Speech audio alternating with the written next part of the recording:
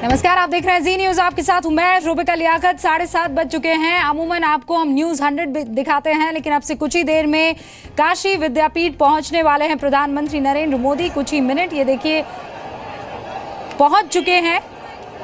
उससे पहले जब महादैया क्रॉस करते हुए सरदार पटेल की मूर्ति तक पहुंचे तो उन्होंने गाड़ी से ही सरदार पटेल की प्रतिमा को हाथ जोड़कर अभिनंदन किया और उसके बाद काशी विद्यापीठ का रुख कर लिया। अभी काशी विद्यापीठ पहुंच चुके हैं प्रधानमंत्री नरेंद्र मोदी का काफिला महज कुछ मीटर की दूरी पर है और यहीं पर उनको जनसभा को संबोधित करना है, रैली को संबोधित करना है।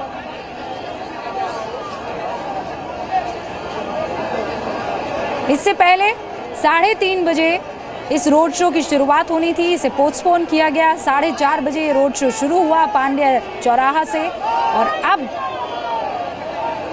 7:30 बज रहे हैं।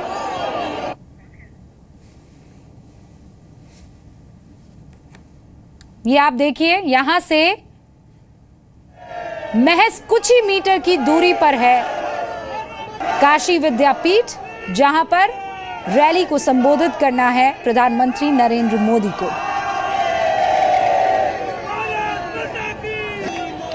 और आप सुन सकते हैं भारत माता की जय के नारे लग रहे हैं।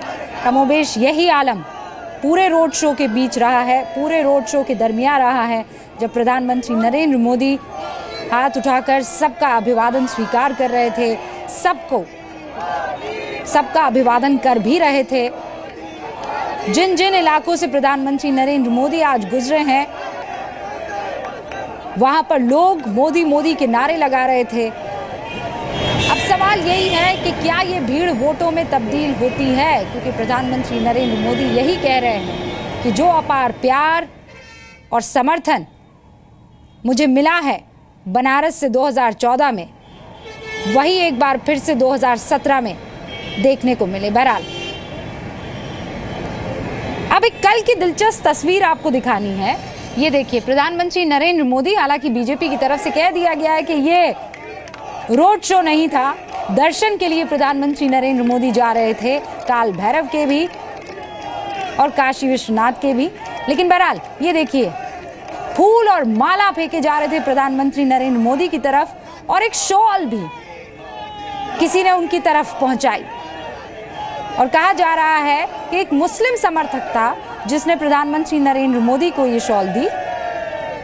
मुस्लिम महिला थी जिसने प्रधानमंत्री नरेंद्र मोदी को ये शॉल दी। प्रधानमंत्री नरेंद्र मोदी ने उस शॉल को अपने हाथों पर लिया, अपने सर पर रखा और उसके बाद आगे बढ़ गए।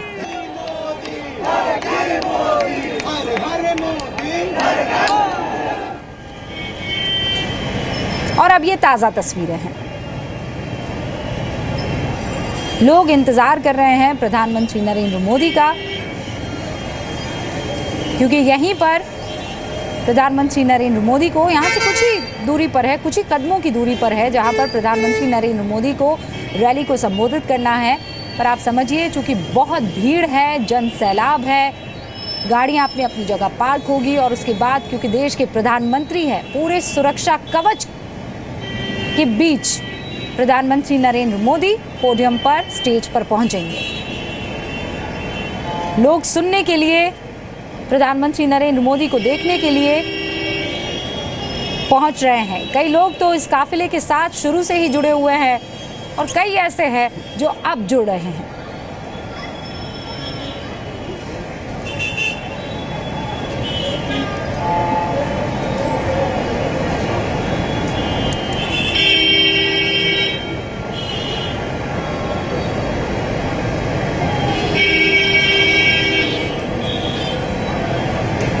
मेरे सहयोगी विशाल पांडे हमारे साथ जुड़ गए हैं, सीधा उनका रुख करते हैं। विशाल, कितना और इंतजार करना पड़ेगा, क्योंकि अभी वो काफिला तो हमें स्क्रीन पर नजर नहीं आ रहा है, लेकिन बंदोबस्त जो है, इंतजाम जो है, वो साफ तौर पर नजर आ रहे हैं, चाहे वो एम्बुलेंस हो, चाहे वो पुलिस की गाड़ियां हो।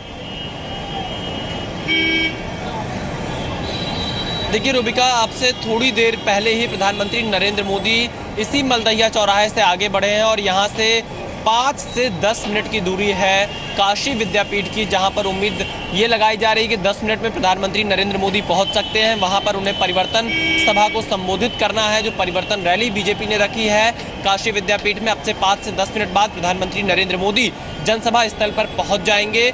वहां पर बीजेपी ने जो टाइम स्लॉट तय कर रखा है प्रधानमंत्री नरेंद्र मोदी के लिए, वो 1 घंटे का है, यानी कि 1 घंटे प्रधानमंत्री नरेंद्र मोदी काशी विद्यापीठ में परिवर्तन रैली में मौजूद रहेंगे।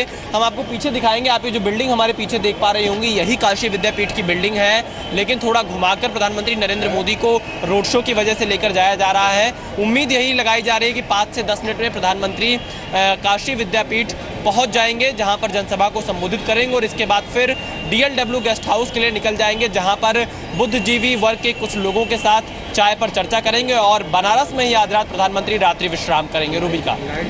विशाल, 13 साल बाद काशी विद्यापीठ पर किसी प्रधानमंत्री की दोबारा रैली होनी है। इससे पहले तो अटल बिहारी वाजपेयी ने यहाँ सभा की थी। ये भी एक सोची समझी रणनीति है, एक स्ट्रैटेजी है।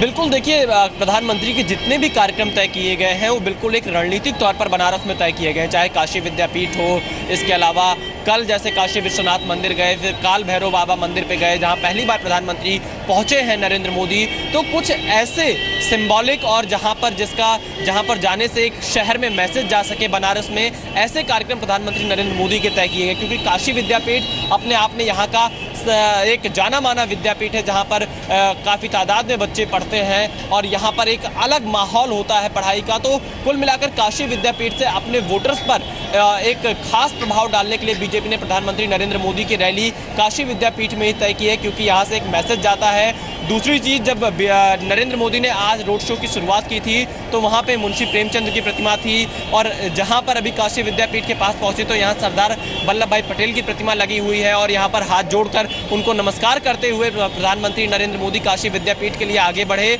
और जहाँ तक मुझे याद आ रहा है रूबिका, कि 2014 के लोकसभा चुनाव में जब प्रधानमंत्री नरेंद्र मोदी ने बनारस से अपने चुनाव प्रचार की शुरुआत की थी, तो इसी मलदहिया चौराहे पर सरदार पटेल की प्रतिमा पर माल्यार्पण करके प्रधानमंत्री नरेंद्र मोदी ने अपने चुनाव प्रचार की शुरुआत की थी और उसके बाद एक लंबा रोड शो भी किया था। तो कुल मिलाकर रणनीतिक तौर पर जहां से बीजेपी को वोटों का फायदा हो सकता है, वो सभी एंगल्स प्रधानमंत्री के रोड शो और कार्यक्रम में डाले गए हैं। विशाल, अगर वाराणसी की बात करें तो 8 विधानसभा सीटें हैं यहाँ पे, 3 बीजेपी के पास है।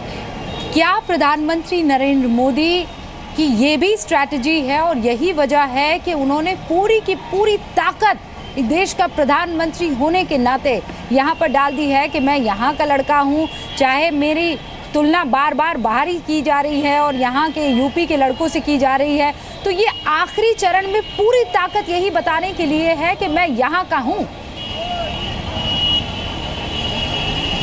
बिल्कुल रूबिका, और ये ज़रूर प्रधानमंत्री नरेंद्र मोदी बताना चाहते हैं। कल उन्होंने जनसभा में ये भी कहा था, मैं एक कार्यकर्ता होने के नाते बनारस आया हूँ, मैं यहाँ का क्षेत्रीय सांसद हूँ बनारस का, इसलिए मैं बनारस आया हूँ।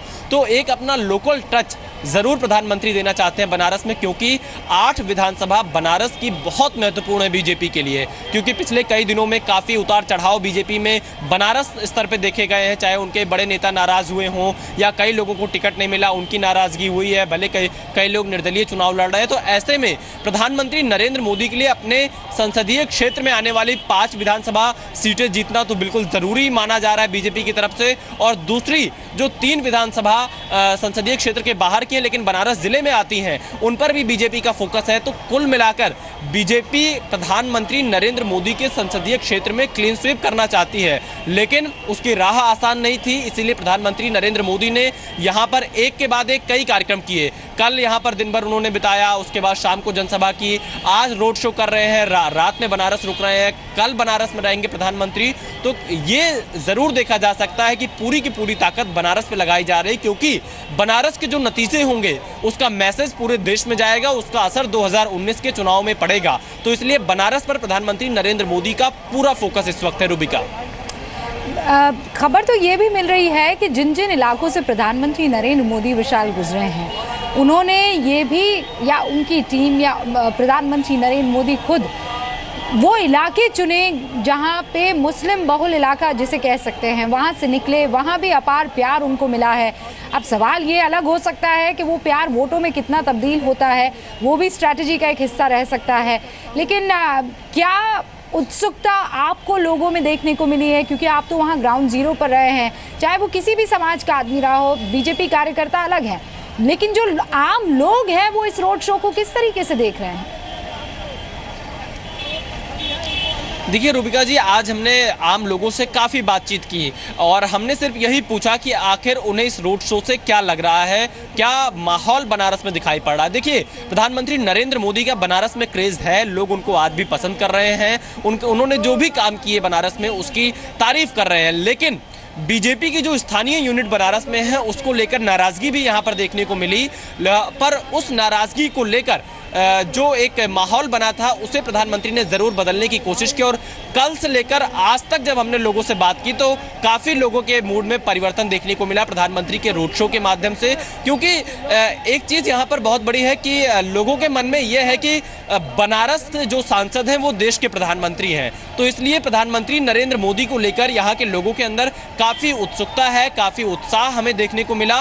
और जिस सड़क से प्रधानमंत्री गुजरे अभी हमारे पीछे थोड़ी देर पहले, वहाँ भी हमने देखा कि हर कोई अपनी छतों पर खड़े होकर, सड़कों पे खड़े होकर एक बार प्रधानमंत्री को अपने मोबाइल में कैद कर लेना चाहता था, उनकी फोटो खींच लेना चाहता था। तो मोदी की लोकप्रियता में फिलहाल कोई कमी नहीं दिखाई पड़ रही है। माफी चाहती हूँ, मुझे आपको रोकना पड़ेगा क्योंकि अब से कुछ ही देर में आप जैसा बता रहे हैं प्रधानमंत्री नरेंद्र मोदी स्टेज पर वैसे भी नेताओं ने बोलना शुरू कर दिया है, कभी भी वो पहुंचेंगे।